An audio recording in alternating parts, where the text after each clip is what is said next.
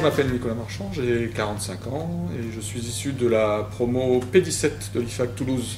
Alors, je crois qu'aujourd'hui on dit promo 1994. Tout ça après des études de biologie.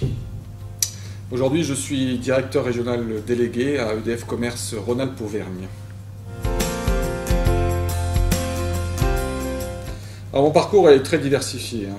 J'ai commencé en fait dans une PME toulousaine, juste à la sortie de l'IFAG, où j'ai mis en place le contrôle de gestion de cette société.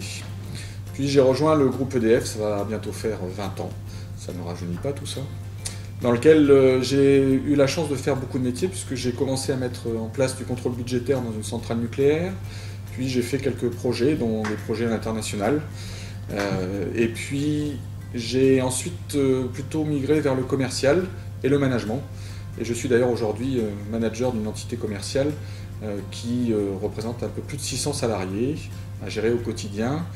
Et puis une gestion clientèle, puisque ce qui nous fait vivre, ce sont nos clients. 3 millions de clients particuliers, 200 000 entreprises, pour un chiffre d'affaires d'environ 3 milliards d'euros. L'expérience la plus marquante pour moi, c'est lorsque j'étais chef de projet à l'international. Moi, j'en ai retenu 3 choses. La première, c'est qu'il faut se mettre en risque. À titre d'exemple, lorsque je suis parti travailler en Hollande, complètement en anglais, mon niveau d'anglais était pas loin de zéro.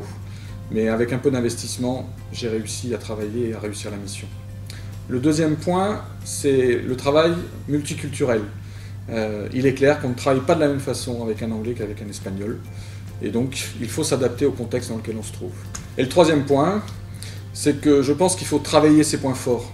Tout simplement parce que là, vous devenez confiant, vous savez que vous avez des forces, et du coup, vos points faibles ne sont que du travail au quotidien. Donc si j'avais finalement 3 conseils à donner à un jeune IFAGien, je les résumerais de façon assez simple. En tant que manager, je pense que le premier conseil, c'est qu'il faut toujours adopter une posture d'humilité. C'est-à-dire que s'il y a bien une science qui n'est pas exacte, c'est bien la science humaine. Et donc un salarié n'est jamais équivalent à un autre, et donc il faut s'adapter et savoir se remettre en question.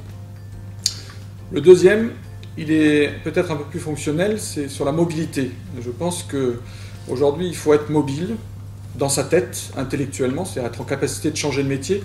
Et là, je pense que l'IFAG nous y prépare très bien, enfin en tous les cas, vous y prépare très bien.